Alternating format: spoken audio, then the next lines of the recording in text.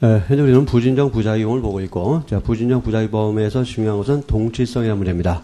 그래서 부진정 부작용은 부작위를 통해서 자기범의 구성요건을 실현하는 법인데, 이 자기범의 구성요건은 자기에 의해서 실현할 수 있는 것이지, 원칙으로 부작위에 의해서 실현할 수 있는 것은 아닙니다. 그런데 이제 부작위를 통해서 자기범의 구성요건을 실현했다고 하기 위해서는 이 부작위가 자기와 같다, 똑같다, 대등하다, 이런 평가를 받아야 되는 겁니다. 이런 평가를 동치성이라고 말하는 겁니다. 근데 동치성이 인정되기 전 두 가지 요소가 필요한데, 그 중 하나가 이제 보호증인 지위고, 또 하나가 행위 정형, 또는 행위 양태의 동가치성이라고 말하는 겁니다. 그럼 먼저 첫 번째 동치성 요소인 보호증인 지위를 보기로 합시다. 이 보호증인 지위는 일정 법익과 특수하고도 밀접한 관계를 맺고 있어서 그 법익이 침해되지 않도록 보호증 또는 보호장에 주어야 할 지위를 말합니다. 아까 해운대 사건을 가지고 본다면, 일정한 법익과 특수하고도 밀접한 관계를 맺고 있어서, 뭡니까? 아버지는 그 아이의 생명과 특수하고도 밀접한 관계를 맺고 있죠? 그렇죠? 어느 경우보다도, 특수하고 밀접하죠. 그렇죠? 그래서 그 법익, 그 아이의 법익이 침해되지 않도록 보호증 또는 보호증에 주어야 될 지위를 아버지는 가지고 있는 겁니다. 그래서 아버지는 그 아이에 대해서 보호증인 지위를 갖게 되는 겁니다.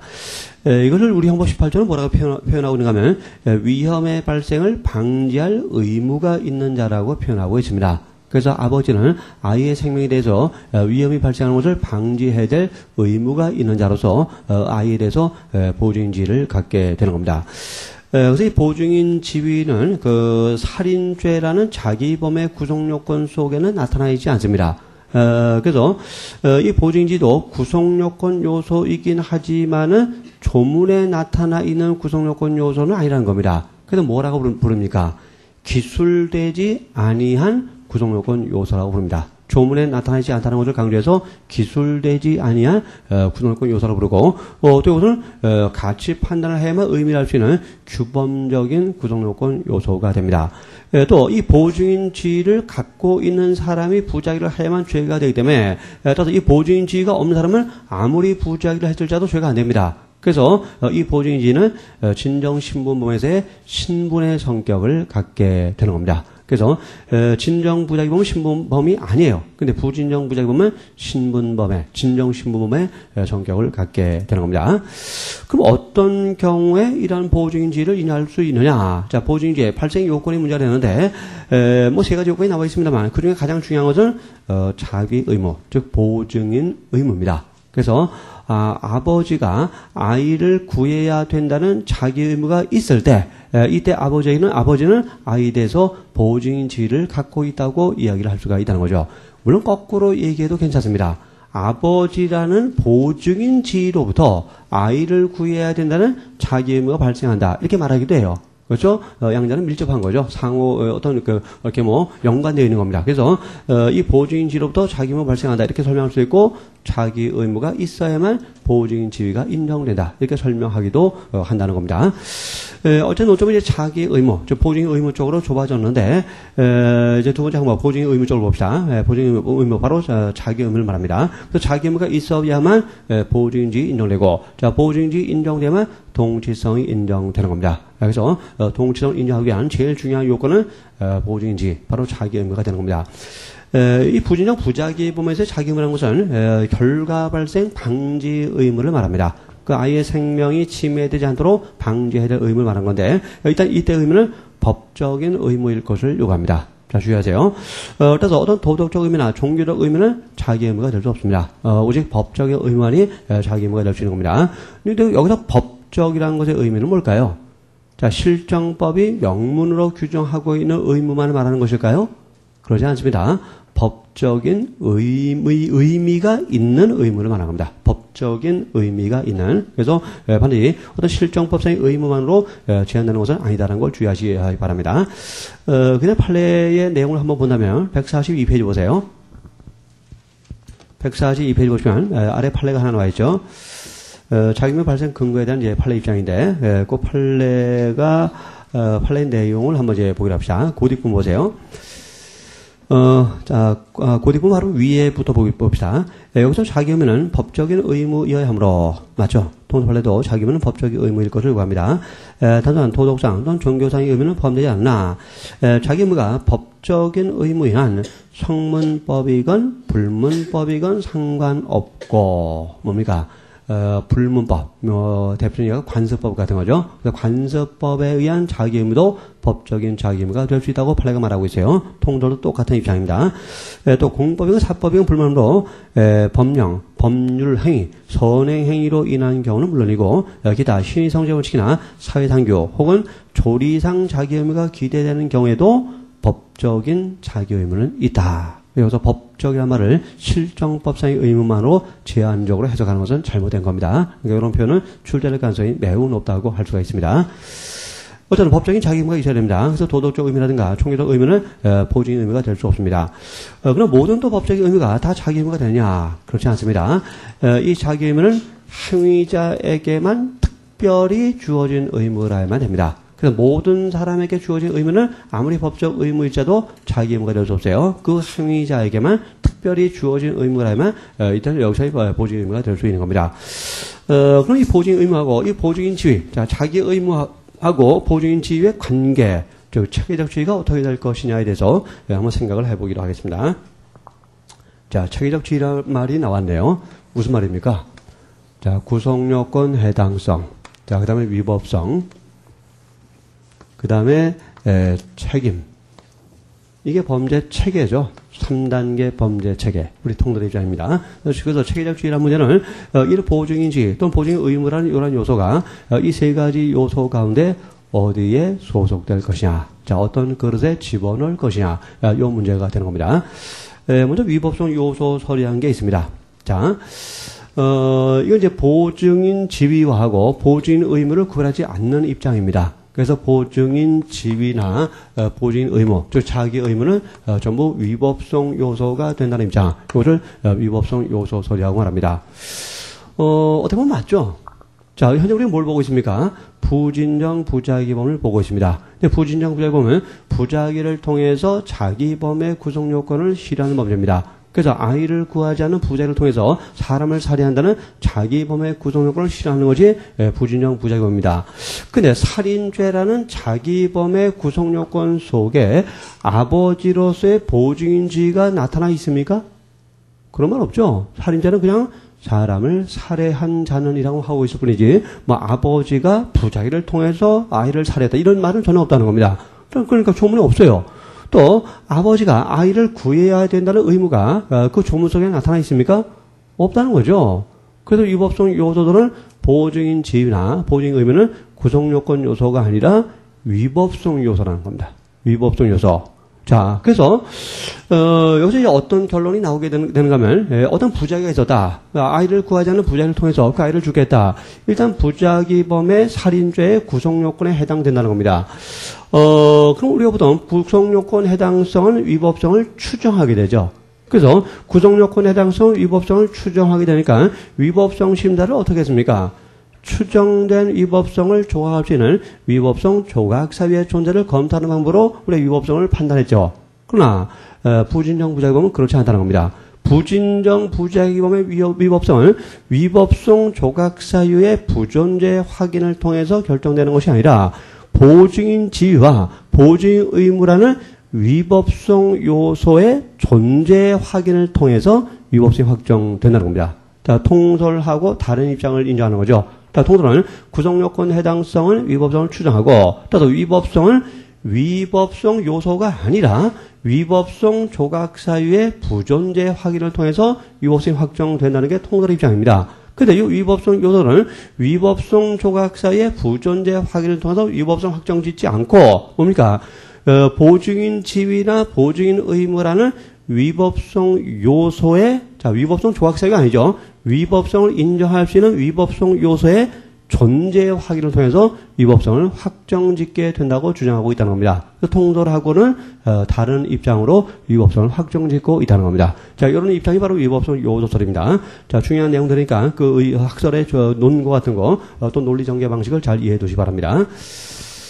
근데 위법성 요소들은 이제 여러 가지 문제점이 있습니다. 한 가지 문제점이 통설의 범죄라는 체계에 일치하지 않는다는 거죠. 구성요건 해당성, 위법성을 추정하고 또한 위법성을 위법성 조각사 외에 부존재 확인을 통해서 판단된다는 거. 이런 논리에 반하죠. 정반대 입장이죠. 그래서 통설의 범죄 체계론 체계와 일치하지 않는다는 문제점이 있고요.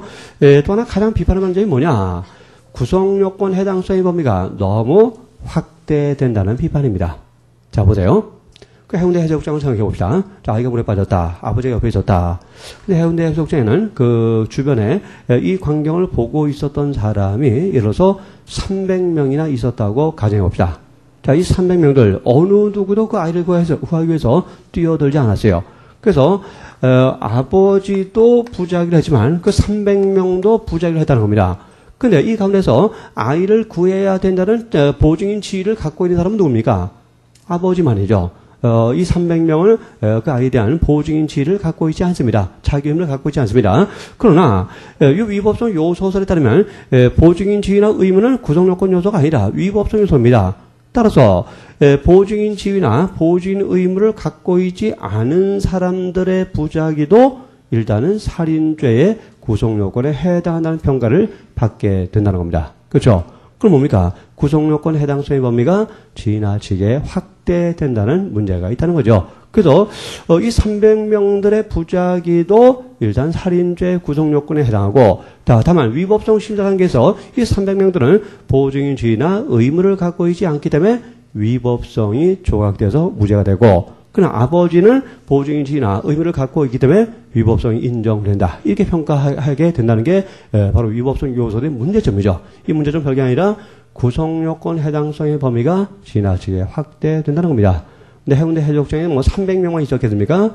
3,000명일 수도 있고 3만 명일 수도 있는 거죠. 뭐 30만 명일 수도 있는 거죠. 그러면 30만 명 행위를 다 검토해야 돼요. 30만 명 행위가 다 구성요건에 해당하고 다만 위법성이 없다 이 짓을 해야 됩니다. 불필요한 짓이죠. 그렇죠? 이게 바로 위법성 요소의 문제점입니다. 불필요한 행위를 3만 번, 30만 번이나 반복해야 된다는 겁니다. 이제 이러한 문제점을 시정하기 위해서 등장한 것이 두 번째 하면 구성요건 요소설입니다. 자, 뭡니까? 지위와 의무를 구성요건 요소로 이동을 시키는 겁니다. 한 단계 앞당기는 거죠. 그래서 보증인 지위나 보증인 의무를 위법성 요소로 보자는 겁니다. 그러면 이제 어떻게 됩니까? 보증인 지위나 보증인 의무를 가진 사람의 부작위만이 구성요건에 해당하게 되겠죠. 그래서 이 300명은 보증인 지위나 의무를 갖고 있지 않으니까 그 사람들의 부작위는 아예 처음부터 구성요건 해당성이 없게 된다는 결론이 나오는 겁니다. 그래서 구성요건 해당성이 지나치게 확대된다는 위법성 요소설의 문제점을 시정하게 된다는 겁니다. 그렇죠? 그런 점에서 이 구성요건 요소설은 이릉타당하다고 할 수 있는데, 자, 한 가지 문제를 갖게 됩니다. 뭐냐? 착오의 경우를 일관적이고 합리적으로 해결할 수 없다는 그런 문제를 갖게 됩니다. 뭐냐? 봅시다. 우리 통설 입장에선 우리가 부작위범의 경우에는 자기 의무가 문제가 되죠. 그래서 부작위범의 경우 자기 의무가 문제되는데, 자기범의 경우에는 어떤 의무가 문제됩니까? 부작위 의무가 문제되는 겁니다. 그래서 살인죄라는 자기범을 국민한테 어떤 의무를 부과하고 있습니까? 살인을 해서는 안 된다는 부작위 의무를 부과하고 있는 겁니다. 그래서 부작위범에서 문제가 되는 의무는 해야 될 의무로서 자기 의무고, 그 다음에 자기범에서 요구되는 의무는 하지 말아야 된다는 부작위 의무인 겁니다. 근데 이 구성요건 요소는 자기 의무는 구성요건 요소로 보면서, 자, 통상적으로 자기범에서의 부작위 의무는 위법성 요소로 보는 것이 통설의 입장입니다. 자, 그래서 자기범에서의 부작위 의무는 위법성 요소인데, 이 구성요건 요소는 부작위범에서의 자기 의무는 구성요건 요소라는 겁니다. 그래서 부작위 의무나 자기 의무나 의무라는 점에서는 성격이 같은데, 성격이 같은 것이라면 체계적 지위도 같아야 될 겁니다. 그럼에도 불구하고 체계적 지위를 달리했다는 문제가 생기는 겁니다. 이게 이제 구성요건 요소설의 문제점이고, 여기서 이제 우리가 받아들일 수 없는 결론이 나와버립니다. 어떤 결론이 나오는가 하면, 이 자기 의무에 대해서 착오가 발생하는 경우도 있고, 또 부작위 의무에 대해서 착오가 발생하는 경우도 있는데, 자, 아직 우리가 착오를 배우지 않았습니다만, 우리 형법상으로 중요한 착오는 두 가지 종류가 있습니다. 하나가 구성요건적 착오란 것이고 또 하나가 금지 착오란 것입니다. 자, 이 구성요건 착오란 것은 객관적 구성요건 요소에 대한 착오를 말하는 겁니다. 또 금지 착오란 것은 위법성에 대한 착오를 말하는 겁니다. 그러면 이 구성요건 요소설에 따르면 자기 의무에 대한 착오는 무슨 착오랍니까? 이 자기 의무는 객관적인 구성요건 요소니까 이 자기 의무에 대한 착오는 구성요건적 착오가 되는 것이에요.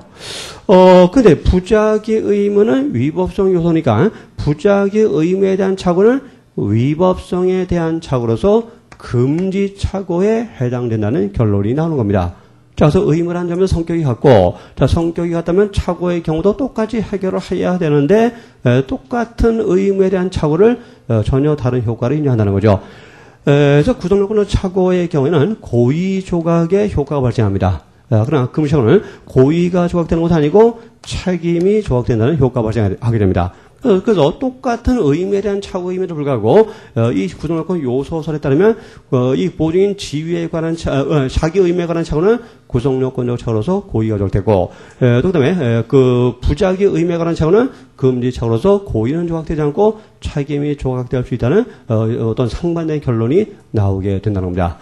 그래서 이렇게 착오를 합리적으로 해결할 수 없다, 일관되게 해결할 수 없다는 이런 문제점을 시정하기 위해서 등장한 학설이 이원설입니다.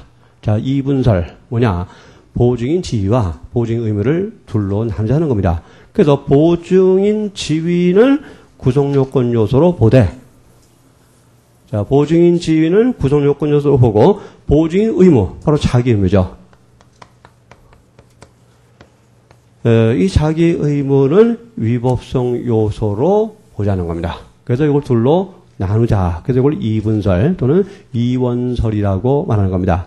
자, 그래서 보증인 지위를 구성요건 요소로 봄으로써 보증인 지위에 있는 자의 부작위만이 구성요건에 해당하게 되고 이 보증인 지위에 있지 않은 이 300명들의 부작위는 아예 전부 다 구성요건 해당성을 부정해 버림으로써 위법성 요소설의 문제점을 시정하게 됐고, 그다음에 또 의무에 관한 착오는 자기 의무이든 의무는 자기 의무이든 부작위 의무이든 전부 위법성 요소로 봄으로써 의무에 관한 착오를 일관되게 금지 착오로 봄으로써 이 구성요건 요소설의 문제점도 시정을 하게 된 겁니다. 그런 점에서 현재 우리 통설적 지위를 차지하고 있는 것이 이분설의 입장입니다. 그래서 위법성 요소설의 문제점도 시정을 했고 또 구성요건 요소설의 문제점도 시정했기 때문에 가장 합리적인 해석이라고 우리 통설은 인정하고 있는 겁니다.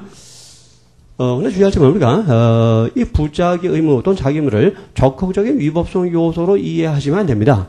자, 우리가 위법성 판단은 소극적 판단이었죠. 그래서 구성요건 해당성은 위법성을 추정했고, 위법성 심사 단계에서는 위법성 요소가 중요한 것이 아니라 위법성 조각 사유가 중요했죠. 따라서 여기서 자기 의무, 부작위 의무라는 것을 적극적인 위법성 요소로 이해하시면 안 되고요. 어떻게 이해됩니까? 착오의 경우를 해결하기 위한 하나의 준거점으로만 이해를 해야 됩니다. 즉, 자기 의무에 대한 착오, 또 부작위 의무에 대한 착오는 금지 착오가 된다는 이런 식으로 이해해야지 이것을 적극적인 위법성 요소로 이해하시면 안 된다는 겁니다. 그런 내용도 우리 교재에 써 있으니까 그럼 잘 정리해 두시기 바랍니다. 자, 이 부분은 출제가에서 매우 높은 부분입니다. 그래서 입법고시하고 행정고시에서는 이미 출제가 됐는데 아직 사법시험에서 출제가 안 됐어요. 최근에. 그래서 사법시험의 경우에도 이런 사례식의 문제가 출제될 가능성이 매우 높습니다. 자, 먼저 입법고시 문제부터 보기로 합시다. 감은 을의 양부이다. 오늘 갑이 집에 와보니 을이 연탄칼을 맞다. 혼수상태에 있었다. 감은 그래두면 을이 사망할 것이라고 생각했으나 자신이 양부이니 을을 구할 의무는 없다고 생각하여 방치하여 사망케 하였다. 엄격 책임 설가 이분설에 의할 경우 갑의 죄책은 자, 방치하여 사망케 하였다. 무슨 말입니까? 구조하지 않았다. 즉 부작위 해당하는 겁니다. 그래서 부작위를 통해서 죽게 했다는 겁니다. 그럼 이제 부작위에 의한 살인죄 성립이 이제 문제가 되는데 지금 여기서 착오가 있습니다. 착오. 자, 보면 두 자리 후단부 보시면 자신은 양부이니 을을 구할 의무가 없다고 생각했다는 겁니다. 자, 양부도 법적으로 아버지죠. 아버지라면 구할 의무가 있는 겁니다. 자, 구할 의무가 있는데 없다고 착오를 했다는 겁니다. 자, 이 착오를 구성요건적 착오로 봐야 됩니까? 아니면 금지 착오로 봐야 됩니까? 자, 이 분설에 따르면 보증인 지위에 대한 착오라면은 구성요건적 착오가 되는 것이고, 그렇죠? 예, 보증인 의무에 관한 착오라면, 자기 의무에 관한 착오라면 금지 착오가 되는 겁니다. 자, 둘째 주 후단 보시면 차씨는 양부인이, 즉 자기가 양아버지란 지위를 갖고 있다는 점에 대해서는 착오하지 않았습니다. 그럼 뭡니까? 양아버지로서의 지위, 이 보증인 지위에 대해서는 착오하지 않았고, 다만 뭡니까? 양아버지로서의 의무에 대해서 착오한 거죠. 이게 바로 뭡니까? 자기 의무에 대한 착오고, 자, 이분설에 따르면 이것은 금지착오가 되는 겁니다. 우리가 금지착오는 나중에 배울 내용인데, 이 금지착오는 무조건 책임이 조각되는 게 아니라, 이 착오에 정당한 이유가 있어야만 책임이 조각되는 겁니다. 이 사건에서 이 양아버지에게 정당한 이유가 있다고 볼 만한 사정은 전혀 나타나지 않죠. 그러면 정당한 이유는 없는 것이고, 이 정당한 이유가 없다면 책임은 조각되지 않습니다. 책임이 인정됩니다. 그래서 부작위에 의한 살인죄가 성립을 하게 됩니다. 자, 그래서 이제 이 문제 해결됐고요. 뭐 비슷한 문제가 또 나왔죠. 행정고지 46편 문제입니다. 밑에 봅시다. 그럼 자신의 아들 을이 익사하는 것을 보았으나 을이 아닌 다른 아이인 줄 알고 남의 자식을 구할 의무는 없다고 생각하여 구제하지 않았다. 보증인 지위와 보증인 의무의 범죄 체계론적 지위를 구별하는 이 분설에 따르면서 갑의 유죄를 인정한다면 갑의 죄책은 뭐냐 하는 겁니다. 자, 뭘 착오했죠? 지금 객관적으로는 자기 아들이 익사하기 직전입니다. 자, 근데 갑은 뭐라고 생각했습니까? 다른 아이라고 생각했고 구제하지 않았다는 겁니다. 자, 보증인 지위를 착오한 겁니까? 아니면 보증인 의무를 착오한 겁니까?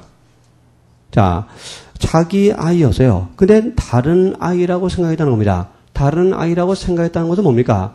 나는 저 아이의 아버지가 아니라고 생각했다는 거죠. 자, 아버지인데도 불구하고 아버지가 아니다라고 착오했다는 겁니다. 이것은 아버지로서의 지위를 착오한 거죠. 보증인 지위를 착오한 거죠. 그래서 이것은 보증인 지위에 관한 착오로서 구성요건적 착오가 되고, 자, 구성요건적 착오의 법적 효과는 뭐라고요? 고의 조각입니다. 그래서 살인의 고의가 조각되고, 그럼 살인죄로는 처벌되지 않고, 그러나 이제 과실이 있다면 과실치사죄로는 처벌을 받을 수가 있습니다. 그래서 아버지한테 과실이 있다면 과실치사죄가 성립하게 되는 겁니다. 자, 이거 조심을 해야 됩니다. 이 상황을 슬쩍 바꿔봅시다.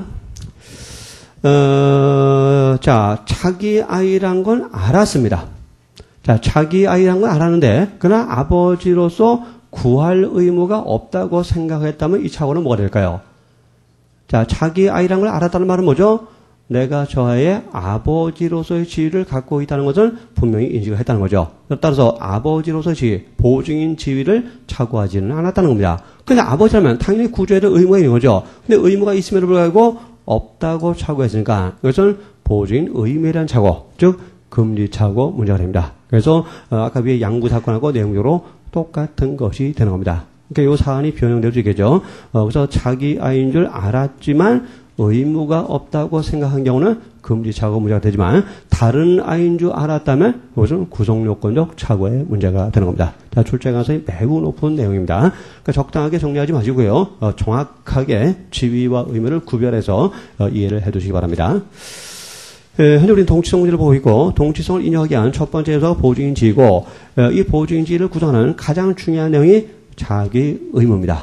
자, 그럼 근데 이 자기 의무가 부진정 부작위범의 경우에는 조문에 나타나 있지 않다고 했죠. 그래서 무엇을 근거로 자기 의무를 인정할 것이냐. 자, 무엇을 근거로 보증인 지위를 인정할 것이냐. 이것이 문제가 되는 겁니다. 이 142페이지에 보증인 지위, 즉 자기 의무의 발생 근거에 대한 논쟁입니다. 자, 여러분 설명드렸어요. 형식설, 기능설, 결합설 세 가지 견해가 대립되어 있는데, 자, 형식설이다. 자, 형식설 네 가지를 근거로 해서 자기 의무를 인정하고 있습니다. 그 네 가지는 암기를 하셔야 됩니다. 첫째가 법령이고, 두 번째가 계약이고, 세 번째가 선행이고, 네 번째가 조리입니다. 그래서 이걸 법원설이라고도 말합니다. 그래서 법령, 계약, 선행행위, 조리. 분명히 암기를 하셔야 되고요.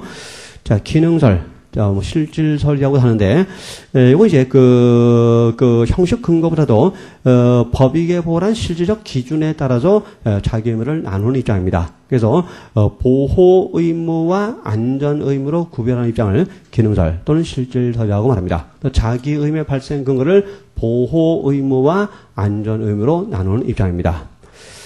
자, 이 보호 의무라는 것을 이제 그림으로 한번 이해해 봅시다. 자, 보호 의무. 법익을 보호할 의무겠죠. 자, 아까 그 해운대 사건을 가지고 봅시다. 자, 지금 아이가 있고요. 또 아이가 갖고 있는 생명이라는 법익이 있습니다. 근데 그 아버지는 뭡니까? 아이와의 밀접하고 특별한 관계로 인해서 어떤 의무를 아버지는 갖게 됩니까? 이 아이의 생명이 외부의 공격에 의해서 침해되지 않도록 보호를 해줘야 될 의무를 아버지는 갖게 되는 겁니다. 이 의무가 뭐냐? 바로 보호 의무죠. 쉽게 말해서 보호막을 설치해야 될 의무. 그렇죠? 보호를 해줘야 될 의무. 이게 바로 보호 의무라는 자기 의무가 되는 겁니다. 그래서 아까 해운대 사건의 경우에, 자, 아버지한테 자기 의무가 필요한데, 야, 이 기능을 했다면 보호 의무라는 자기 의무가 아버지에게 인정되는 겁니다. 근데 아버지는 그런 보호 의무를 이행하지 않았죠. 부작위했죠. 그래서 부작위에 의한 살인죄가 성립할 수 있는 것입니다. 이게 바로 보호 의무예요. 별거 아닙니다. 법익을 보호해야 될 의무. 이거 뭐 어려워요? 그렇죠? 전혀 어렵지 않죠. 그럼 안전 의무는 뭐냐? 자, 가운데 들어가는 것이 이제 보호법이 아니라, 이 안전 의무의 경우에는 가운데 들어간 것은 위험원입니다. 위험 발생의 원인입니다. 예를 들어서, 어떤 가변한 사람이 개를 한 마리 키웁니다. 근데 개가 이제 그냥 보통 강아지가 아니라, 도사견이었어요. 무섭죠? 가끔 신문기사 나죠. 이런 뭐 도사견이나 이제 큰 개가 뭐 아이라든가 무슨 할머니를 물어가지고 뭐 죽거나 뭐 상해를 간 그런 사건이 가끔 신문에 보도됩니다. 이만큼 개는 사람의 생명을 뺏을 수 있을 정도로 위험한 동물이죠. 위험한 동물이란 말이 뭡니까? 위험 발생의 원인이고 위험원이라는 겁니다. 그래서 개, 위험원이에요. 그럼 개 주인한테는 어떤 의무가 있을까요? 자, 요 위험 발생의 원인인 개가 자꾸 뛰쳐나가서 사람을 물려고 합니다. 따라서 개 주인한테는 어떤 의무가 있습니까? 안전조치를 취해야 된다는 의무가 있는 겁니다. 이 의무가 바로 안전 의무입니다. 그래서 위험 발생의 원인이 다른 사람의 법익을 침해하지 않도록 안전조치를 취해야 될 의무. 이게 바로 안전 의무라는 겁니다. 안전 의무. 예전에 신문을 보니까 이런 사건이 이제 보도가 된 걸 봤습니다. 뭐냐. 어떤 갑이라는 사람이 있는데, 그 사람이 이제, 개 한 마리를 이제 데리고 어디를 좀 가려고 했습니다. 이 사람이 차가 없었던 모양입니다. 그래서 택시를 불렀어요. 근데 개는 이제 조그만 강아지가 아니라, 세파드 있죠? 큰 개입니다. 근데 택시 기사들이 잘 안 태워주죠, 개를. 그래서 택시를 잡아놓고 이 사람이 이제 택시사한테 부탁을 했습니다. 사실은 제가 이 세파트를 어디로 좀 데리고 가야 되는데, 제가 돈을 더 드릴 테니까, 세파드 좀 태웁시다. 그런 겁니다. 그래서 이 기사가 이제 돈을 더 준다니까, 개를 태웠어요. 목적지에 도착을 했다는 겁니다. 해서 이제 이 사람이 이제 약속한 대로 돈을 배로 줬습니다. 배로 줬는데, 근데 기사가 돈을 더 요구했어요. 어떤 명목으로 더 요구했냐. 이 개가 이제 뒷좌석에 앉아 있었는데, 개털이 묻었습니다. 그래서 세탁비를 더 달라고 요구한 겁니다. 자, 요금을 2배로 줬는데 또 세탁비까지 기사가 요구한 겁니다. 갑이 좀 약간 황당하죠? 요금을 2배로 줬다는 것의 의미 속에는 사실 세탁비도 포함되어 있다고 얘기할 수 있는 건데, 기사는 거기에다 또 세탁비를 추가로 요구한 것이었어요. 당연히 뭐 이제 시비가 생기겠죠. 그래서 갑은 더 못 준다. 그 기사는 뭐 더 줘야 된다 하면서 옥신각신 하면서 막 이제 말다툼이 벌어지고 좀 이제 심하게 언쟁을 했던 모양입니다. 이때 갑자기 그 세파트가 택시 기사를 공격했어요. 갑자기 달려 들어가지고 택시 기사의 얼굴을 확 물어버린 겁니다. 그래서 심한 상처를 입혔어요. 그래가지고 이 개 주인이 입건됐다. 이런 기사를 제가 본 적이 있습니다. 자, 이 개 주인의 행동을 이제 우리가 어떻게 봐야 됩니까? 일단 고의범입니까? 과실범입니까? 개 주인이 그 운전기사를 상해를 갈 고의는 없었죠. 이건 과실범이에요. 과실범인데. 근데 자기범입니까? 부자기범입니까? 부자기범이죠. 왜 이게 부자기범이죠? 자, 지금 개가 물었는데, 개는 뭡니까? 위험 발생의 원인이고, 그럼 개 주인 갑은 위험 발생의 원인 이 세파트가 사람을 물지 않도록 안전조치를 취할 의무, 이 안전의무란 자기 의무가 있는 겁니다. 근데 갑은 운전기사하고 입씨름 하는데 열중해가지고 개를 깜빡한 거죠. 개에 대한 안전조치를 취하지 않은 겁니다. 결국 안전의무라는 자기 의무를 부작위함으로써 사람한테 과실로 상해를 가한 거죠. 그래서 이건 부작위에 의한 과실치상죄가 되는 사안입니다. 그렇죠? 이런 게 바로 안전의무입니다. 가운데 사람이 들어가면 보호의무, 개가 들어가면 안전의무. 그렇죠? 이렇게 보호의무, 안전의무는 좀 쉽게 직관적으로 이해를 해두시기 바랍니다. 그 이제 형식설은 어떤 문제가 있는가 하면 형식적 근거만 가지고 자기 의무를 인정하다 보니까 이 자기 의무의 인정 범위가 지나치게 좁아진다는 문제가 있습니다. 근데 주의할 점은 형식설은 반대로 너무 넓어진다는 비판도 받아요. 왜 그럴까요? 상반된 비판을 받습니다. 형식설은 원래 형식설의 초기 형태는 자기의 발생 근거를 세 가지만 인정했습니다. 법령, 계약, 선행입니다. 그러다 보니까 형식설은 자기의 발생 범위가 너무 좁아진다는 비판을 받았어요. 그게 우리 교재에 나와 있죠. 그러니까 좁아진다는 비판을 받으니까 형식설을 취했던 학자들이 한 가지를 더 추가했습니다. 그게 바로 조리상의 자기 의무라는 겁니다. 근데 조리란 것은 좀 애매하죠. 불투명하죠. 그러다 보니까 어떤 문제가 있습니까?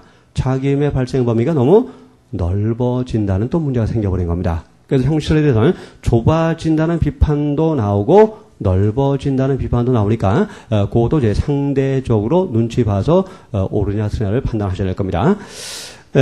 또 기능설, 이 실질설은 자기의 형식적 발생 근거를 전혀 고려하지 않기 때문에 그 자기의 범위가 또 역시 확대될 위험성이 있습니다. 자, 그래서 현재 우리 다소는 형식설과 기능설, 형식설과 실설을 결합한 입장에서 자기 의무를 인정해야 된다는 결합설의 입장을 취하고 있습니다. 즉 보완 관계를 인정하자는 거죠. 그래서 형식적 근거가 있다고 해서 무조건 자기 의무가 인정되는 것이 아니라 실질적으로도 보호 의무 또는 안전 의무가 인정돼야만 자기 의무를 인정하겠다는 게 우리 현재 다소의 태도가 됩니다. 결합설. 그래서 형식적 근거도 필요하고 실질적 근거도 필요하다는 것이 결합설로서 현재 다소설의 태도가 됩니다. 자, 그럼 판례는 어떤 입장을 취하고 있느냐? 아까 읽었던 판례인데 그 고딕 부분을 다시 한번 확인해 봅시다. 자기 의무가 법적인 의미한 성문법이건 불문법이건 상관이 없고 공법이건 사법이건 불문하므로 법령, 그 다음에 법률행위. 자, 법률행위 가운데 가장 대표적인 것이 뭡니까? 계약이죠. 그렇죠? 그래서 법령, 계약. 세 번째, 선행행위. 네 번째, 신의 성실의 원칙이나 사회상규 혹은 조리죠. 뭡니까? 법령, 계약, 선행위, 조리. 형식설의 입장을 취하고 있다는 것을 여기서 알 수가 있다는 것입니다. 하여튼 그래서 판례고란 표현은 형식설의 입장이라고 충분히 해석이 될 수가 있는 겁니다. 그런 표현들 기억해 두시기 바랍니다. 그럼 이제 결합설의 입장에서 이제 보증인지 자기 의무의 발생 근거를 이제 상세하게 설명해 나가는 것이 그 다음부터의 서술입니다. 어제 잠깐 설명드렸지만 오른쪽에 보증인지의 유형이 나오는데 첫째, 형식적 분류가 나옵니다. 이게 뭡니까? 형식설의 입장에서 자기 의무의 발생 근거를 설명하는 겁니다. 그래서 법령, 계약, 다음 페이지에 선행위, 그 다음 페이지 조리를 설명하고 있죠. 그렇죠. 형식설을 쭉 설명하고 있는 겁니다. 그 다음에 실질적 분류를 보세요. 첫째가 뭡니까? 보호 의무고 두 번째가 안전 의무죠. 그렇죠. 그래서 이 서술은 결합설의 입장에서의 부연 설명이라는 것을 여기서 확인을 할 수가 있는 겁니다. 하여튼 체계를 잡아두면 이런 내용들을 우리가 쉽게 이해할 수 있는데 체계를 못 잡으면 갑자기 왜 형식적으로 분류하고 실질적으로 분류하고 이런 얘기를 하고 있는지 이해를 못하게 됩니다. 자, 그럼 형식적 분류를 살펴보게 합시다. 우선 자기의무 발생 근거인데 이 자기의무가 법령에 의해서 발생하는 경우도 있습니다. 아까 이제 해운대 사건, 자, 뭡니까? 법령을 근거로 해서 자기 의무가 인정되는 사안이죠. 그 법령이 뭘까요? 민법이죠. 민법 913조의 친권자의 미성년자에 대한 보호 의무를 근거로 해서 이 아버지는 그 물에 빠진 아이를 구조해야 된다는 자기 의무를 인정할 수 있는 겁니다. 그렇죠? 민법이고, 부부 상호간에는 역시 또 민법상에 부부 간의 부양 의무를 근거로 해서 처는 남편을 구조해야 된다는 자기 의무를 인정할 수 있는 겁니다. 그래서 보람의 병원 사건에서 우리 판례가 그 처에 대해서는 부작에 의한 살인죄를 인정했습니다. 자, 보람의 병원 사건 아시죠? 그 처에 대해서 우리 판례가 부작에 의한 살인죄를 인정했는데, 자, 부작이라면 반드시 자기 의무가 필요합니다. 자, 이 자기 의무, 어떤 자기 의무를 근거로 해서 부작에 의한 살인죄를 인정했을까요? 지금 우리가 봤던 부부 상호 간의 부양 의무라는 민법상의 자기 의무를 근거로 해서 저한테 부작에 의한 살인죄를 우리 대법원이 인정을 한 겁니다. 그것도 꼭 기억해 두시기 바랍니다. 하여튼 법은 많으니까 쭉 한번 읽어 두시면 됩니다. 밑에 판례 보면 이제 그 실제 쪽 후단부에 법적인 자기 의무라고 표현이 되어 있죠. 그래서 이런 판례는 우리 판례가 법적인 자기 의무를 인정했다고 볼 수 있는 겁니다. 그러나 법령뿐만 아니라 어떤 계약, 법률 행위를 통해서 자기 의무가 발생하는 경우도 있습니다. 우선 우리가 보람의 병원 사건을 가지고 다시 한번 해봅시다. 그 의사들의 행위를 1심에서는 부작위로 봤다 그랬죠. 그렇죠. 물론 이제 대법원은 자기로 봤지만 1심은 부작위로 봤는데 그 부작위로 봤다면 이제 자기 의무가 문제가 될 겁니다. 그러면 무엇을 근거로 1심에서 그 의사들한테 그 환자를 계속 치료해야 된다는 자기 의무를 인정했을까요? 계약일까요? 그건 아닙니다. 우리 학자는 계약은 아니라고 봅니다. 왜 계약은 아닐까요? 자, 처가 퇴원을 강력하게 요구했죠. 그럼 뭡니까? 벌써 치료 계약은 거기서 해제가 됐다고 보는 겁니다. 그래서 치료 계약이라는 계약을 근거로 해서 의사들이 환자를 계속 치료해야 될 의무는 없는 것이고, 학자들이 논쟁하고 있는 것이 뭘까요? 그러면 무엇을 근거로 한 자기 의무에 대해서 학자들이 논쟁하고 있을까요? 법령입니다. 법령. 그래서 의료법이나 응급 의료에 관한 법률이 과연 이 경우에 자기 의무가 될 수 있느냐. 이래서 긍정설과 부정설이 대립이 되어 있는 겁니다. 그래서 계약상의 자기 의무는 아니다라는 거, 그것도 이해를 해 두시기 바랍니다. 밑에 판례 보면 그 백화점에서 바이어를 보조해서 특정 매장에 관한 상품 관리 및 고객들의 불만사항 확인 등의 업무를 담당하는 직원은 어떤 가짜 상품이 판매되고 있다는 것을 발견했다면 즉시 시정해야 될 자기 의무가 있다고 봐서요. 자기 의무 발생 근거를 뭐라고 하는지 그거 기억해야 되는데, 자, 다섯째 쪽 후단 보시면 근로계약상 또는 조리상의 의무가 있다고 봤습니다. 그래서 이 사건의 경우는 근로계약이라는 계약과 또 조리에 의한 자기 의무를 인정한 사안입니다. 이거 기억해야 됩니다. 출장에 올슬쩍 무슨 법령상의 자기 의무다 이렇게 바꿔버리면 그 문장은 틀린 문장이 되어버린 거죠. 판례는 근로계약 또는 조리상의 자기 의무를 인정해서 이걸 시정하지 않는 직원에게 부작위에 의한 종범의 성립을 인정했던 사안입니다. 이 판례도 정말 자주 나온 판례니까 이 판례 전체 요지를 잘 이해를 해두시기 바랍니다. 자, 그 다음에 이제 선행입니다. 그래서 자기 행위로 위험 발생의 원인을 야기한 자는 그 선행 행위로 인해서 발생한 위험을 제거해야 될 의무가 있는 겁니다. 이것을 선행행위로 인한 자기 의무라고 말합니다. 예를 들어 어떤 운전자가 운전을 하다가 신호를 잘못 봐가지고 횡단보도 신호를 잘못 봐가지고 횡단하는 보행자를 치어서 부상을 입혔습니다. 자, 이 운전자한테는 어떤 의무가 있습니까? 이 부상 입은 보행자를 빨리 병원으로 데려가야 된다는 자기 의무. 자, 구호조치 의무가 인정되는데 이 구호조치 의무를 우리가 이론적으로 설명하면 무엇을 근거로 해서 그러한 구호조치 의무가 발생한다고 할 수 있을까요?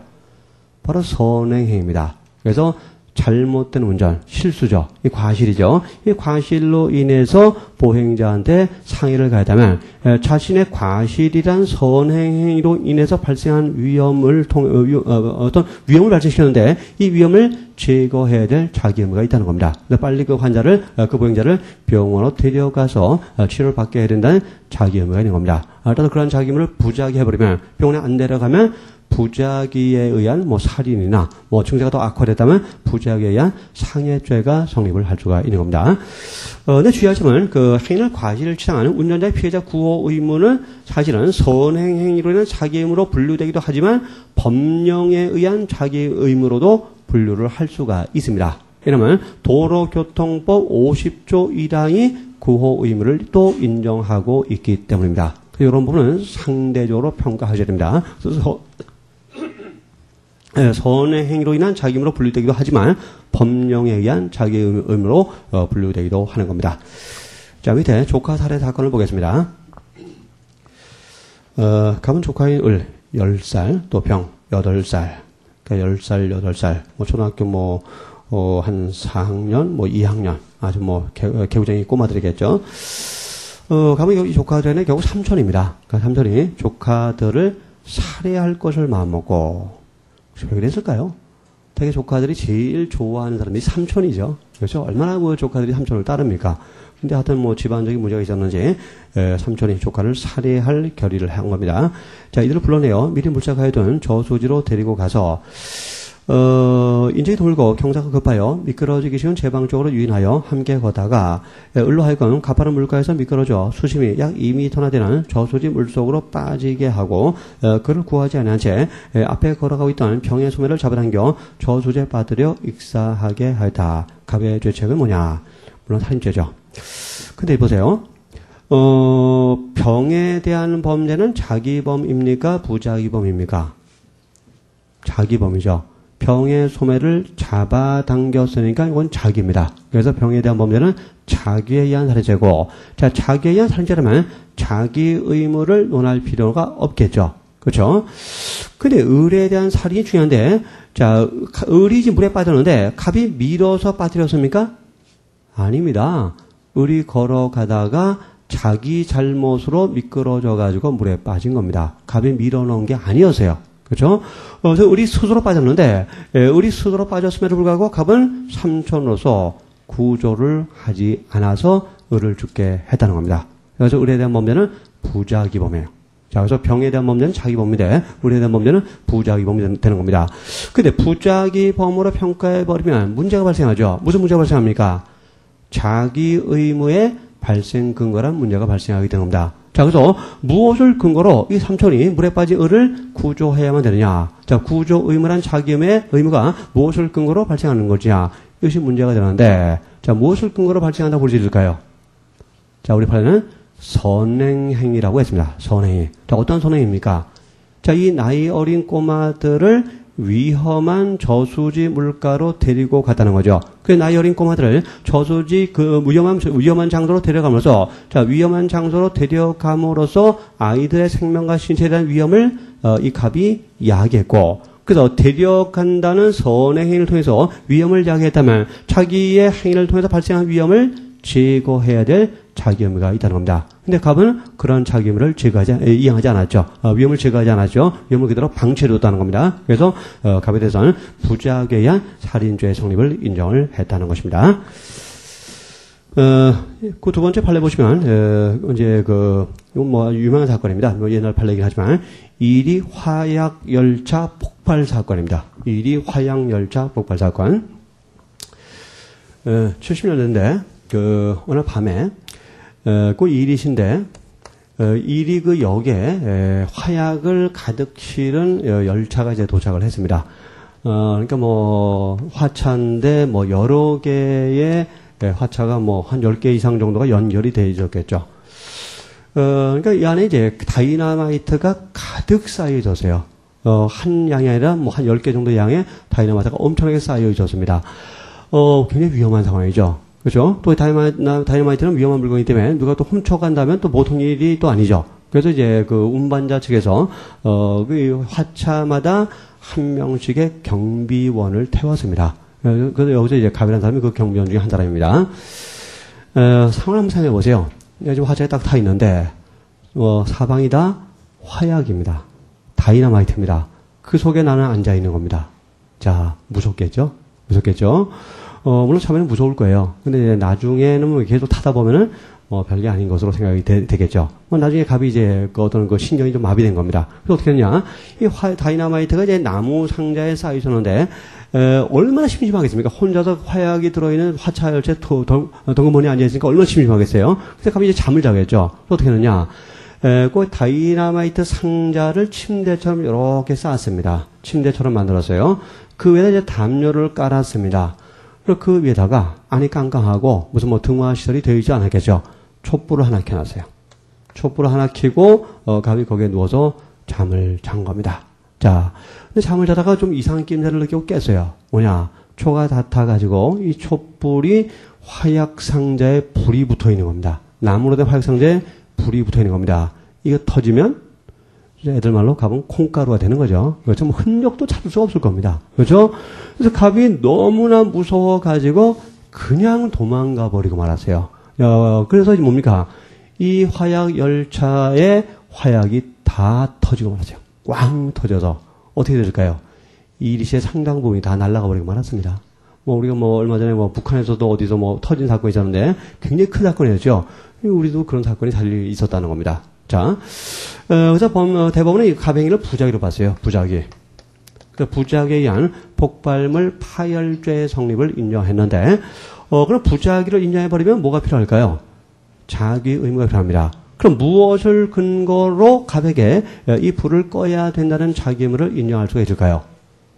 바로 선행행위죠. 뭡니까?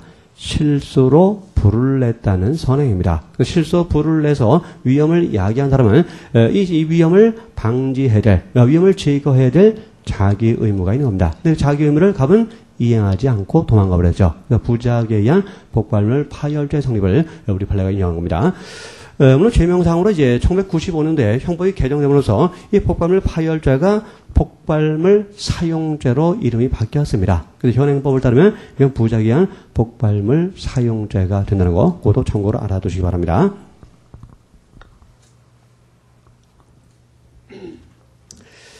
자, 네 번째 이제 조리에 의한 자기 의무입니다.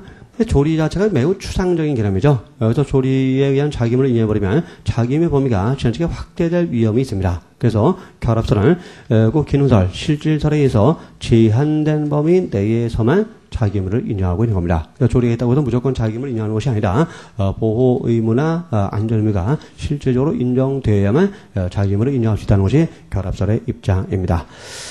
밑에 뭐 판례들 쭉 읽어두시면 됩니다. 이건 뭐 강론에 가면 다시 한번 다 나오는 내용들이기 때문에 하여튼 뭐 신의칙상, 신의칙도 조리에 포함되는 겁니다. 그래서 신의칙상이 자기의무를 인정한 사람들이라고 쭉 정리해 두시면 됩니다. 자, 이게 바로 형식설에 의한 자기 의무고, 자, 결합설을 취한다면 형식적 근거가 있다고 해서 무조건 자기 의무가 인정되는 것은 아니죠.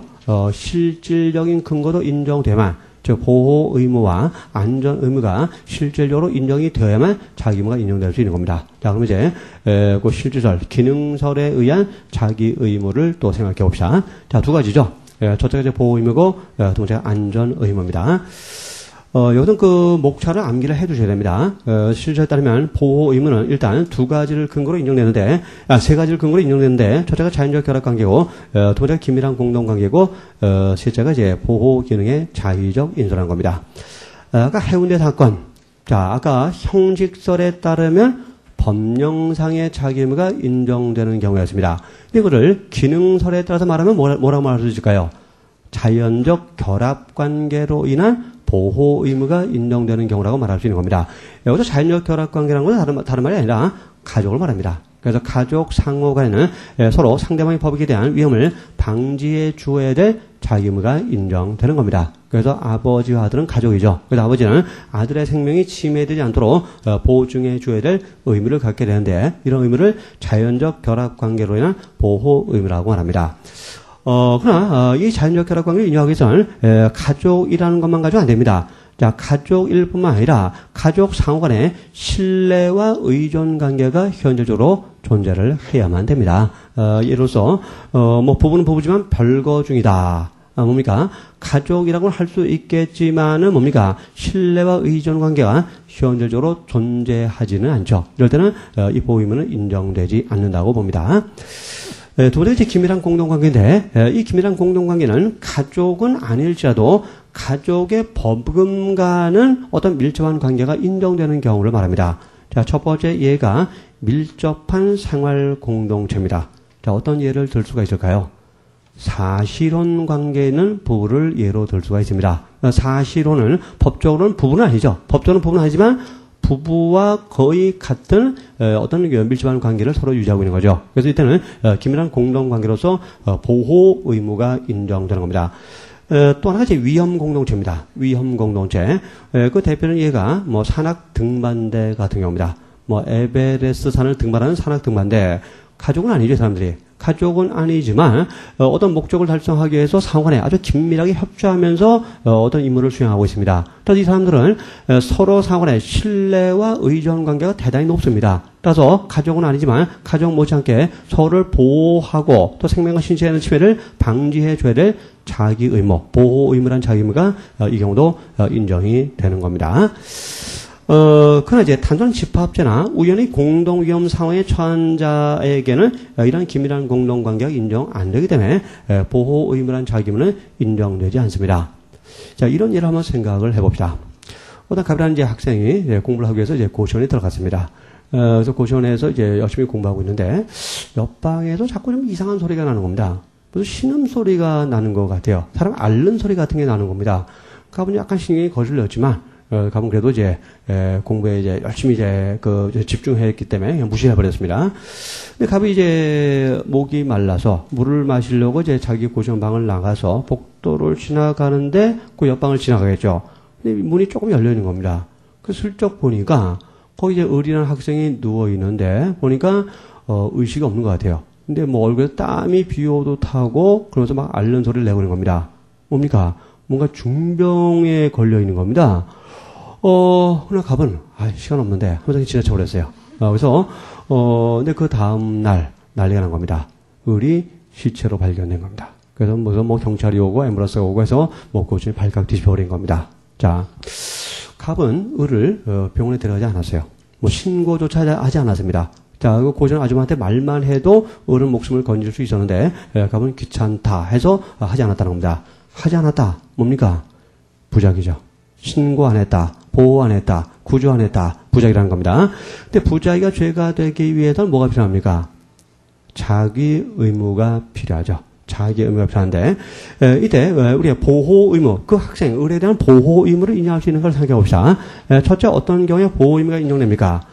자연적 결합 관계일 때 보호 의무가 인정되는데, 자, 을이 가족입니까? 가족은 아니죠. 그것이 아니죠. 두 번째, 긴밀한 공동관계가 인정됩니까? 자, 이 긴밀한 공동관계를 인정하기 위해서는 무엇이 필요합니까? 신뢰와 의존관계라는 것이 필요합니다.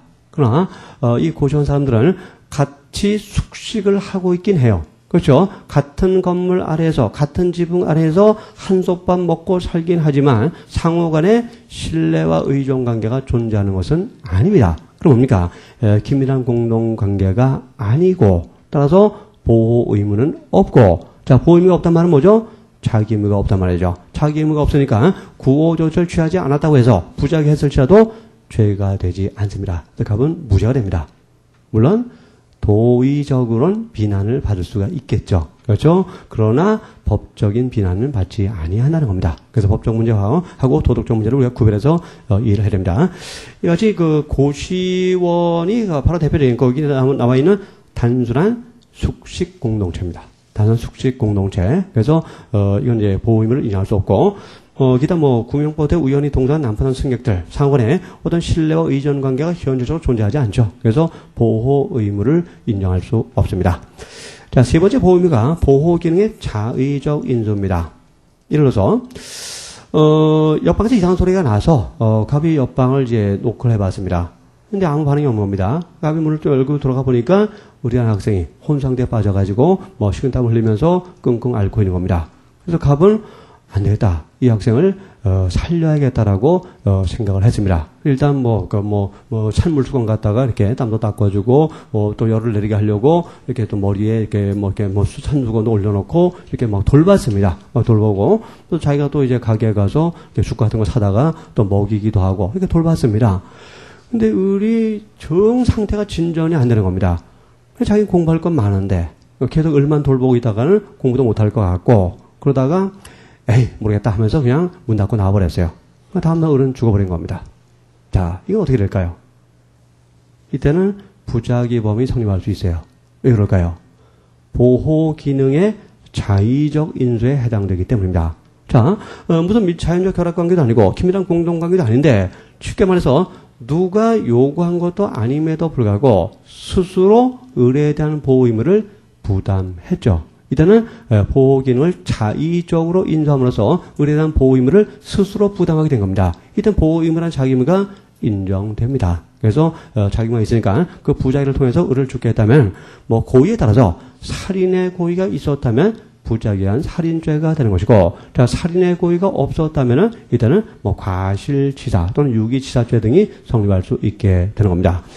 그러나 보호기능의 자의적 인수를 인정하기 위해서는 첫째, 다른 구조의 가능성을 배제해야 됩니다. 그래서 무조건 그 학생을 방치했다고 해서 보호기능의 자의적 인수가 인정되는 것이 아니다. 내가 그 학생을 돌봄으로써 자발적으로 돌봄으로써 예를 들어서 고시원 아줌마라든가 또는 뭐 의사에 의한 구조 가능성을 배제했다고 볼 수가 있어야만 됩니다. 근데 예를 들어서 그 사안에서 아줌마한테 말도 안 했고 또 병원에 데려가지 않았다면 이 아줌마나 의사에 의한 구조 가능성을 배제했다고 볼 수 있는 거죠. 밤새도록 내가 돌봤다면. 그렇죠? 그래서 이때는 보호 의무를 인정할 수 있는 겁니다. 그래서 이렇게 다른 구조의 가능성을 배제했다고 볼 수 있어야만 보호기능의 자의적 인수를 인정을 할 수가 있다라는 것입니다. 이 경우도 보호 의무가 인정되기 때문에 부작위범이 성립할 수 있게 됩니다. 그래서 이 실질적 분류는 말 그대로 실질적으로 평가하는 겁니다. 그래서 뭐 계약이 있느냐 없느냐, 또 계약이 있을지라도 계약이 유효한가 무효한가 이런 것은 전혀 고려하지 않습니다. 하여튼 사실상으로 보호 의무를 부담하고 있는지를 판단하는 개념이라는 거, 그 점을 이해해 두시기 바랍니다. 이제 두 번째의 자기 의무가 안전 의무입니다. 이건 뭡니까? 안전조치를 취해야 할 의무죠. 아까 도사경 생각하시면 금방 알 수 있어요. 그 도사경이란 위험 발생의 원인이 있는데, 이 위험 발생의 원인이 다른 사람의 법익을 침해하지 않도록 안전조치를 취해야 될 의무. 이것을 안전의무란 자기 의무라고 말하는 겁니다. 자, 여기서는 이제 세 가지가 또 거론되는데, 첫 번째가 이제 선행행위로 대한 자기 의무고, 두 번째가 위험에 대한 감독 의무고, 세 번째가 타인에 대한 감독 의무입니다. 그래서 선행행위로 대한 자기 의무가 중복되죠. 이것이 이제 형직설에 의해서도 설명되고 실질설에 의해서도 설명되고 있다는 겁니다. 다만 실설은 형식설의 경우를 보다 더 구체화하고 세분화하고 있다는 특징을 가지고 있는 겁니다. 자, 이 내용을 봅시다. 자, 먼저 이런 경우를 한번 생각해 봅시다. 자, 어떤 갑이라는 사람이 있는데 이 사람은 주방용품점을 운영하고 있는 사람입니다. 근데 어느 날 을이라는 남자가 주방용품점에 들어온 겁니다. 대개는 여성들이 들어오겠죠. 근데 을이라는 남자가 들어왔는데 일단 뭐 표정이 아주 어둡습니다. 그다음에 인상도 별로 좋지가 않습니다. 아주 우울하고 또 인상도 안 좋은 사람이 와서 갑자기 회칼 하나 주세요. 그럽니다. 회칼 주세요. 그런 겁니다.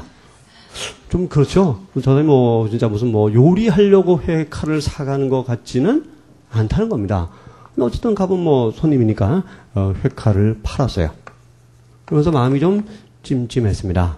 저 사람이 혹시 저걸로 사람을 살해하지 않을까. 근데 어쨌든 뭐 돈 주겠다니까 팔았다는 겁니다. 근데 그나저나 9시 뉴스를 딱 켰더니 우리 얼굴이 나왔어요. 뭐냐, 우리 그 회칼, 낮에 판 그 칼을 가지고 사람을 세 사람이라 살해했다는 사건이 그냥 신문, TV에 톱 기사로 나오게 된 겁니다. 자, 그래서 갑이, 아이고, 그래, 팔지 말걸. 그죠? 이런 생각을 했어요. 근데, 뭡니까? 갑은 그 당시 이상한 느낌을 가졌어요. 그래서 을이 살인을 하지 않을까, 이런 느낌을 가졌다는 겁니다. 자, 근데, 갑은 을의 살인을 말렸습니까? 안 말렸죠? 안 말렸다. 부작위를 했다는 거죠. 부작위.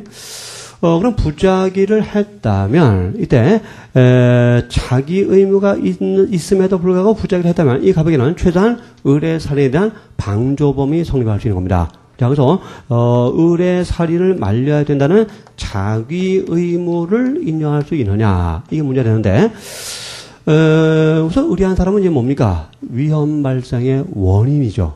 아주 위험한 사람이죠. 그렇죠? 그리고 여기서 이제 갑에게 을에 대한 안전 의무가 있느냐가 문제가 되는 겁니다. 근데 이 안전 의무를 인정하기 위해서는 뭐냐면, 첫째 항목이 이제 선행행위라는 자기 의무인데, 여기서 말하는 선행행위는 뭘 말합니까? 회칼을 파는 행위죠. 회칼을 파는 행위를 통해서 뭡니까? 그 피해자 세 사람의 생명에 대해서 위험을 야기했다는 거죠. 자, 이때 안전 의무라는 자기 의무를 인정하기 위해서는, 이 선행행위가, 칼을 파는 행위가, 그 피해자의 생명에 대해서 직접적이고 상당한 위험을 야기했다고 볼 수가 있어야만 안전 의무란 자기 의무가 인정되는 겁니다. 자, 그러나 칼을 파는 거, 이 자체만 가지고 피해자 생명에 대해서 직접적 위험을 야기했다, 상당한 위험을 야기했다 보기에는 어렵습니다.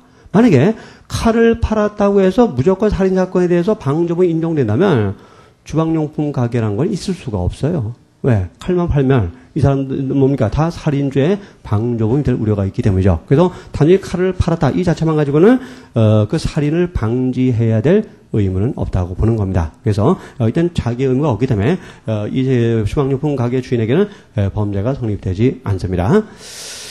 자, 이제 두 번째가 뭐냐? 자, 선행행위로 인한 자기 의무를 인정하기 위해서는 이 선행행위는 위법해야 됩니다. 다시 말하면 적법한 선행행위로부터는 자기 의무가 발생하지 않는다는 겁니다. 위법한 선행행위로부터만 자기 의무가 발생하고 적법한 선행행위로부터는 자기 의무가 발생하지 않습니다. 자, 이것이 이제 행정고시 문제 출제가 됐는데 밑에 문제 봅시다. 케이스. 감독들만 공벤치에서 애인과 술을 마시며 데이트를 즐기고 있었다. 그런데 갑자기 동네 불량배 을이 칼을 들고 나타나 위협을 하면서 애인을 추행하려 하자 옆에는 술병을 휘두르고 방어하다가 을의 머리를 가격하였고 을은 피를 흘리며 쓰러졌다. 가물이 출혈과다로 죽을지도 모른다고 생각했지만 겁도 나고 후환도 두렵고 이런 놈 죽어도 할 수 없다고 생각하면서 애인과 함께 그 자리를 도망쳤다. 을은 다른 사람의 구조를 받지 못하여 출혈과다로 사망하였다. 갑의 죄책은 뭐냐? 자, 을은 머리에 피를 흘리고 쓰러졌는데 누가 그런 거죠? 갑이 그런 거죠. 갑이 술병으로 쳤죠. 그래서 갑이 술병으로 친다는 선행행위를 통해서 을의 생명에 대해서 위험을 야기한 겁니다. 그렇죠? 그럼 선행행위를 통해서 사람의 생명에 대해서 위험을 야기했다면 갑에게 어떤 의무가 있어야 됩니까? 그 위험을 제거해야 된다는 자기 의무가 있어야 되는데 이 선행행위로는 자기 의무를 인정하기 위해서는 그 선행행위는 위법해야 됩니다. 따라서 적법한 선행으로부터는 그런 자기 의무는 발생하지 않습니다. 근데 갑이 을의 머리를 술병으로 치는 행위는 어떤 행위로 평가될까요? 추행에 대한 정당방위로 평가됩니다. 이 정당방위는 위법성 조각사이고, 자, 위법성이 조각되니까 이 갑행위는 적법행위로 평가되는 겁니다. 따라서 적법한 선행으로부터는 자기 의무가 발생하지 않는다 그랬죠. 그래서 갑은 을을 병원에 데려가야 된다는 자기 의무가 없습니다. 자기 의무가 없으니까 아무리 부작위를 통해서 을을 죽게 해들자도 처음부터 구속요건 해당성이 없습니다. 그래서 갑은 무죄가 되는 겁니다. 그러나 또 예외가 있어요. 자, 그래서 선행위는 위법해야 되는데 반대로 선행위가 적법할지라도 이 자기 의무가 인정되는 경우가 있습니다. 두 가지 예외가 있는데 첫째가 뭐냐? 이 적법한 선행위가 오직 선행행위자의 이익을 위한 것인 경우라고 되는데 그 가장 대표적인 예가 공격적 긴급피난의 경우입니다. 아직 우리가 긴급피난을 보지 않아서 조금 그렇긴 한데 예를 가지고 한번 생각을 해봅시다. 자, 갑이라는 사람이 현재 자전거를 타고 그 차도에 이제 가장자리를 운전을 하고 있었습니다. 그래서 이쪽이 이제 차도고 이쪽이 이제 인도였어요. 또 여기 이제 을이라는 사람이 이제 보행을 하고 있었습니다. 근데 갑이 자전거를 타고 가는데 갑자기 어디서 펑 소리가 나는 겁니다. 그래서 놀라서 고개를 들어 보니까 자, 이쪽에서 오던 대형 화물차가 브레이크 파열을 일으켜가지고 갑자기 갑의 자전거를 향해서 돌진해 오고 있는 겁니다. 깔리면 뼈도 못 추리죠. 그렇죠? 그래서 갑이 너무 놀래가지고 자전거 핸들을 오른쪽으로 꺾었습니다. 오른쪽으로 꺾었는데 어떻게 됐을까요? 을을 들이받았겠죠. 그래서 을을 들이받아가지고 을이 상해를 입고 말았습니다. 그러니까 을이 다리가 부러진 것 같아요. 이때 갑의 행동을 검토해 봅시다. 자, 을에게 좀 상해를 가했는데 상해에 대한 고의는 없었다고 한번 가정해 봅시다. 고의는 없었지만 충분히 상해를 예상할 수는 있었다고 할 수 있겠죠. 이럴 때는 폭행치상. 자, 폭행치상죄의 구속요건에 해당한다고 볼 수 있는 겁니다. 자, 폭행치상죄 구속요건에 해당해서 인정되지만 이 갑행위는 뭐라고 평가되느냐? 긴급피난으로 평가됩니다. 그래서 트럭이 덮친다는 이러한 현재 위난을 피하기 위해서 이 위난과 아무 상관이 없는 무관 제3자인 이 보행자 을의 신체를 침해한 거죠. 이런 것을 긴급피난이라고 말합니다. 긴급피난에 의해서 갑행위는 위법성이 조각되고 갑은 무죄가 되는 겁니다. 그래서 을에게 상해를 가지만 갑은 무죄가 되는 겁니다. 왜 무죄냐? 위법성이 없기 때문입니다. 자, 위법성이 없다. 적법하다는 겁니다. 근데 적법한 선행행위로부터는 을을 구조해야 된다는 자기 의무는 발생하지 않는 것이 원칙입니다. 그러나 이 경우만을 발생한다고 해석하고 있어요. 왜? 을은 갑의 위난에 대해서 아무 잘못이 없는 제3자이기 때문이죠. 자, 이 트럭이 덮치는 것에 대해서 우리 뭐 잘못한 게 있습니까? 아무 잘못도 없죠. 결국 하면 자기의 위난을 무고한 제3자인 을한테 전가해버린 겁니다. 이럴 때만은 오직 자기만의 이익을 위해서 했으니까 이럴 때는 아무 잘못 없는 을을 구조해야 된다는 자기 의무가 있다라고 보는 것이 우리 통돌의 입장입니다. 예외적인 경우죠.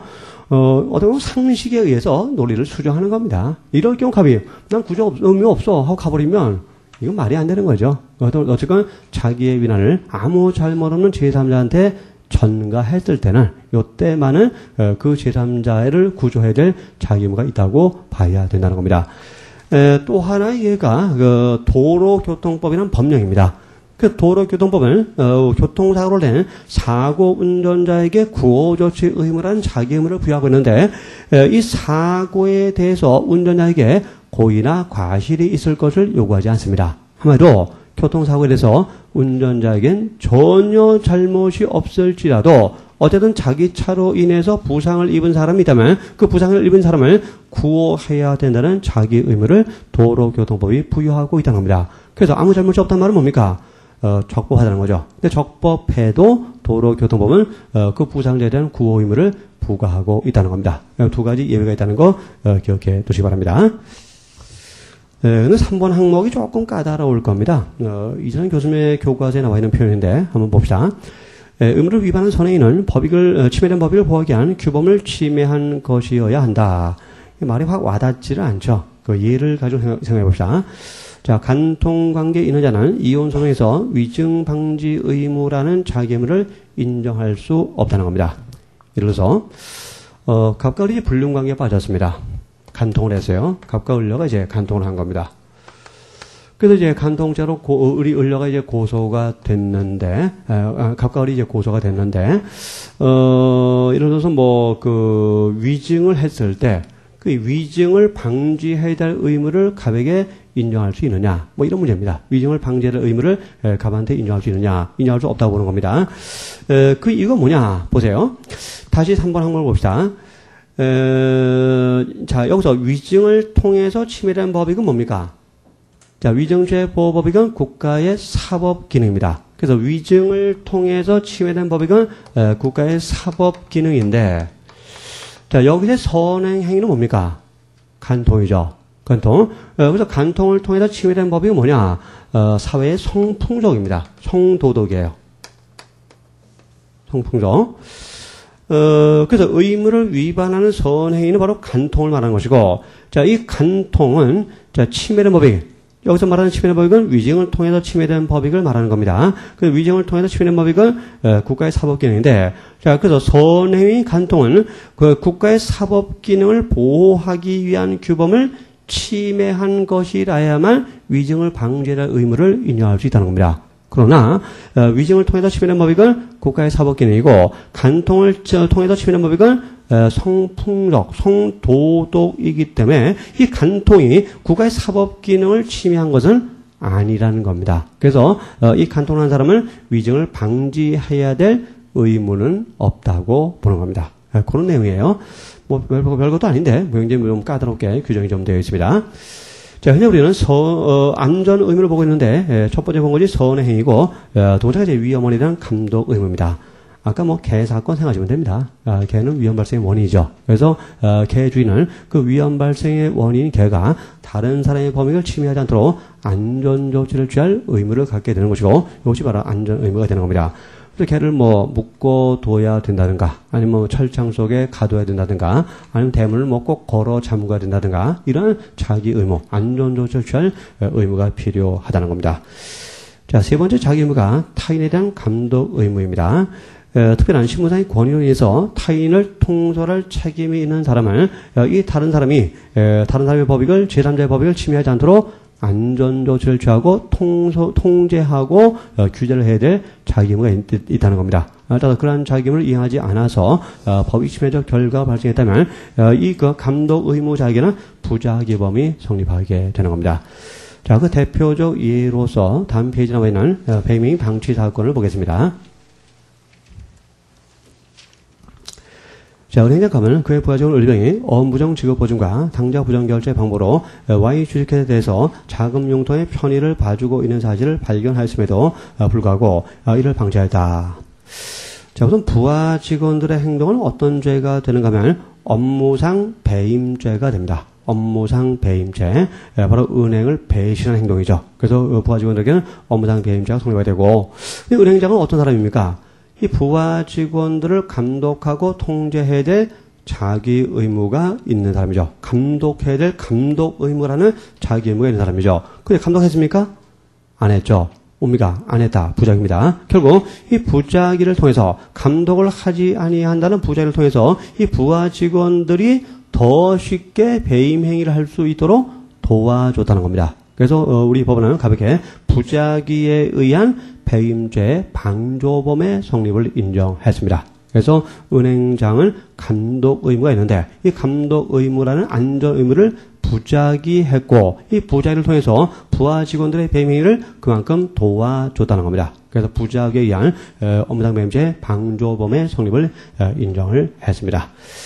자, 이게 바로 보증인 지위와 관련된 자기의무의 발생 근거에 대한 논쟁입니다. 그래서 자기의무의 발생 근거가 문제되는데 형식설, 기능설, 결합설이 있는데 우린 결합설 입장에서 자기의무가 발생하는 여러 경우를 쭉 본 겁니다. 본 거고 그러나 이 그 보증인 지위만 가지고는 동치성이 인정되는 것이 아니었죠. 또 하나의 요소가 필요한데 그게 뭡니까? 행위 정형의 동가치성이란 요소였죠. 그래서 보증인 지위뿐만 아니라 행위 정형의 동가치성까지 있을 때 동치성이 있다고 말할 수가 있다는 겁니다. 근데 주의하지만 이 행위 정형의 동가치성이란 요소는 보증인 지위만큼 중요하지는 않습니다. 자, 보증인 지위보다 상대적 중요성은 떨어지게 됩니다. 자, 왜 그러냐? 언제나 필요한 것은 아니기 때문입니다. 자, 보증인 지위는 모든 부진정 부작위범의 경우에 필요하지만 이 행위정의 동가성은 필요하지 않은 경우도 있어요. 그래서 보증인 지위만큼 중요한 요소는 아니라는 겁니다. 그럼 여기서 어떤 경우에 행위정의 동가성이 필요하고 어떤 경우에 필요 없느냐 하는 문제가 있을 텐데 우선 이 부진정 부작위범은 결과범의 성격을 갖는다고 했죠. 근데 이 결과범은 우리는 크게 둘로 나눠볼 수가 있습니다. 첫째가 순수한 결과범이고 또 하나가 행태적 결과범이라는 것입니다. 여기서 순수한 결과범이라는 것은 말 그대로 어떤 방법, 어떤 수단을 취하든 간에 결과만 야기하면 되는 결과범을 순수한 결과범이라고 말합니다. 한마디로 그 결과를 이야기하는 방법이나 수단이 특정되어 있지 않은 결과범을 순수한 결과범이라고 말하는 겁니다. 자, 살인죄 같은 것이 가장 대표적인 예가 됩니다. 자, 사망의 결과만 발생시키면 되는 거죠. 그렇죠? 자, 사망의 결과를 발생시키는 수단이 특정되어 있습니까? 꼭 칼로 찔러야만 살인죄가 되나요? 꼭 뭐 총을 발사해야만 살인죄가 되나요? 아니죠. 어떤 방법을 취하든 간에 칼로 찌르든 총으로 쏘든 몽리로 때리건 돌로 치건 물에 빠뜨려 죽이건 아니면 전기로 감점시키든 아니면은 그냥 불태워 죽이든 어떻게 하든 간에 뭡니까? 고의로 사망의 결과만 야기하면 살인죄가 되는 겁니다. 따라서 이러한 순수한 결과범의 경우에는 행위의 방법이 특정될 것을 요구하지 않기 때문에 행위 측면의 동치성의 요건이 행위정의 동가치성을 검토할 필요가 없습니다. 자, 그래서 순수한 결과범의 경우에는 보증인 지위만 인정되면 동치성이 인정되고 행위정의 동가성은 검토할 필요가 없는 겁니다. 그러나 이 결과범 가운데서 뭐 결과를 이야기했다고 무조건 결과범이 되는 것이 아니라 그 구성 요건이 요구하는 특수한 수단과 특수한 방법에 의해서 결과를 이야기해야만 그 범죄가 되는 경우가 있는데 이런 범죄를 행태적 결과범이라고 말합니다. 예를 들어서 우리가 사기죄를 생각해 봅시다. 사기죄는 재산죄입니다. 그러면 재산권을 침해했다는 결과만 발생하면 다 사기죄가 되나요? 아니죠. 어떤 방법으로 재산권을 침해해야만 사기죄가 됩니까? 기망이라는, 그래서 속임수, 기망이라는 방법으로 재산권을 침해해야만 사기죄가 되는 겁니다. 그래서 기망이 아니라 공갈이라는 방법을 통해서 재산권을 침해하면 이건 공갈죄지 사기죄가 아닌 거죠. 이런 범죄, 그래서 결과만 이야기했다고 무조건 죄가 되는 것이 아니라 그 범죄가 요구하는 특수한 수단과 특수한 방법에 의해서 결과를 이야기했을 때 죄가 되는 범죄, 이거를 행태적 결과범이라고 말하고, 자, 요 경우에는 아무 말도 하지 않은 부자기가 기망이란 자기와 같다는 평가를 받아야 됩니다. 이 같다는 평가가 뭡니까? 행위 정형 또는 행위 양태 동가시성 또는 상형성이라고 말하는 겁니다. 그래서 이 행태적 결과범에 한해서만 행위 정형의 동가시성이 검토할 필요가 있게 되는 겁니다. 하여튼 이것은 우리가 구체적인 사례, 특히 강론의 문제가 됩니다, 사실은. 그래서 기망과 같다고 볼 것이냐, 공과를 같다고 볼 것이냐, 이건 강론에 가서 구성요건의 해석 문제로 돌아가게 되는 겁니다. 그래서 강론에 가서 취급할 문제예요. 어쨌건 이와 같이 포징지하고 행위성의 동가성이 인정된다면 원칙으로 동치성이 인정되는 겁니다. 자, 동치성이 인정된다면 어떤 결론이 나옵니까? 이때 부자기는 자기범의 구성요건을 실현했다, 이런 평가할 수 있고, 그렇다고 무조건 부자기범이 되는 것이 아니죠. 그래서 구성요건에 해당된다, 이것 봅니다. 여기에 대해서 위법성이 갖춰지고 책임이 인정된다면 비로소 부자기에 의한 범죄가 성립을 하게 되는 겁니다. 그래서 동치성은 이 부자기에 의한 범죄의 완벽한 성립 요건은 아니라 구성요건 요소라는 것을 주의하시기 바랍니다. 그래서 동시에 인정됐다고 해서 무조건 범죄가 성립하는 것이 아니라 위법성과 책임까지 갖추어져야만 부자기에 의한 범죄가 성립하게 되는 겁니다. 자, 이제 관련 문제를 보겠습니다.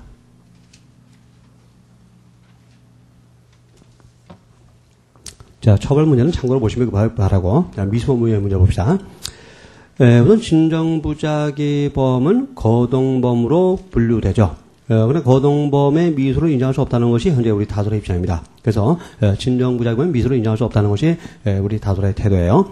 그러나 부진정부자기범은 결과범의 성격을 갖기 때문에 결과가 없거나 결과가 있어도 인과관계와 객관적 기석이 부정된다면 미수가 되는 겁니다. 그래서 부진정부자기범은 미수를 인정할 수 있습니다. 또 부자기범의 착수 시기, 위험설인데, 우리가 미수론 쪽에 가서 상세하게 다루게 될 겁니다. 중지 미수 문제도 마찬가지입니다. 여기서 그냥 미리 그냥 맛만 본다는 의미에서 쭉 한번 읽어보시면 됩니다. 상세한 것은 미수론 쪽에 가서 설명이 될 겁니다. 그럼 이제 부자기범과 공범 문제가 있는데, 사실 이것도 공범론에 하면 다 나오는 얘기예요. 좀 미리 나와가지고 조금 어렵긴 한데요. 이것은 결론 중심으로 정리하시면 됩니다.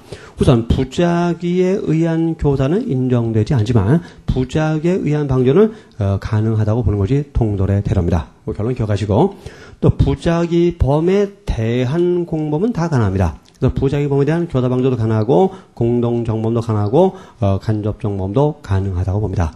역시 공범론 가면 상세히 볼 내용이니까 너무 여기서는 집착하지 마세요. 나중에 상세하게 다 볼 내용들입니다. 또 부자기범에서의 정범과 공범의 구별, 이것도 역시 공범론에 가서 상세하게 설명될 내용들이니까 여기서는 그죠? 이런 게 있구나라는 정도로만 이해하시면 됩니다. 또 착오 문제, 자, 이건 상당히 중요한 부분입니다. 우선 진정부자기범에 대해 착오가 구성요건적 착오가 되는 경우도 있고 이제 금지 착오가 되는 경우도 있는데 아직 우리가 착오를 배우지 않아서 그렇긴 합니다만 구성요건적 착오라면 어떤 법적 효과가 발생한다 그랬죠? 고의가 조각되는 법적 효과가 발생합니다. 근데 금지 착오는 고의는 조각되지 않고 정당한 이유가 있는 경우에 한해서 책임이 조각될 뿐입니다. 그래서 효과가 달라요. 그럼 진정부자기범의 경우는 어떤 것이 구성요건적 착오고 어떤 것이 금지 착오냐고 문제가 되는데 이 객관적 구성요건에 해당하는 사실을 인식하지 못했을 때는 구성요건적 착오가 됩니다. 즉 사실의 인식이 없을 때 이때 구성요건적 착오가 됩니다. 자, 진정부자기범의 가장 대표적인 예로서 우리가 국가보안법상의 불고지죄를 예로 들었습니다. 신고하지 아니하는 것이 죄가 되는 경우죠. 그렇죠? 이때 어떤 경우에 구성요건적 착오가 되겠습니까? 간첩이란 사실을 인식하지 못하고 신고하지 않았을 때, 이럴 때, 자, 간첩이란 사실을 인식하지 못했으니까, 불고지죄 고의가 없는 거죠. 이게 바로 구성요건적 착오가 되는 겁니다. 그렇죠? 그럼 어떤 게 금지 착오가 되느냐? 사실은 인식했지만, 간첩이란 사실은 분명히 알았습니다. 자, 간첩이라는 사실을 분명히 인식했는데 자신의 부자기가, 자, 신고하지 않는 부자기가 위법하지 않고 적법하다고 생각했던 경우, 요때가 금지 착오의 문제가 됩니다. 이로써 그 사람이 간첩은 간첩인데 자기 형이었어요. 형. 북한에 남겨두고 온 형이었습니다. 그래서 아무리 간첩이지만 형이라면 신고하지 않아도 된다. 이렇게 생각했을 때, 아니죠. 신고해야 됩니다. 신고해야 되는데, 신고하지 않아도 된다. 신고하지 않는 것이 적법하다고 잘못 생각한 거죠. 이것이 바로 금지착오의 문제가 되는 겁니다. 그래서, 정확히, 간단히 말하면, 사실을 인식하지 못하는 경우가 구속요건적 착오고, 사실은 인식했지만, 위법성을 인식하지 못하는 경우가 금지착오가 되는 겁니다. 자, 상세한 내용은 또 구속요건적 착오와 금지착오 편에서 우리가 또 논해질 내용들입니다. 특히 또 부진정 부작위 범에 대해서 착오가 대단히 중요합니다. 자, 우리 이분설 아까 봤는데 보증인 지위는 구속요건 요소니까 이 보증인 지위에 관한 착오는 구속요건적 착오가 되는 겁니다. 그러나 보증인 의무는 위법성 요소니까 보증인 의무에 관한 착오는 금지착오가 되는 거죠. 요게 출제될 가능성이 제일 높습니다. 아까 이분설 같은 거, 바로, 우리가 행시 문제하고 외시 문제를 봤는데 출제 가능성이 매우 높습니다. 또 과실범의 경우도 부작위가 가능한데, 형법상 우리 과실범은 전부 결과범의 형식을 취하고 있습니다. 그래서, 친정부작위범은 거동범이기 때문에 과실의 친정부작위범은 현행형법상 존재하지 않습니다. 현행법상의 과실의 부작위범은 전부 부진정부작위범이라는 거, 그것도 기억해 두시기 바랍니다. 자, 이로써 부작위범을 마치고, 잠깐 쉬었다가 인과관계 문제로 넘어가기로 하겠습니다.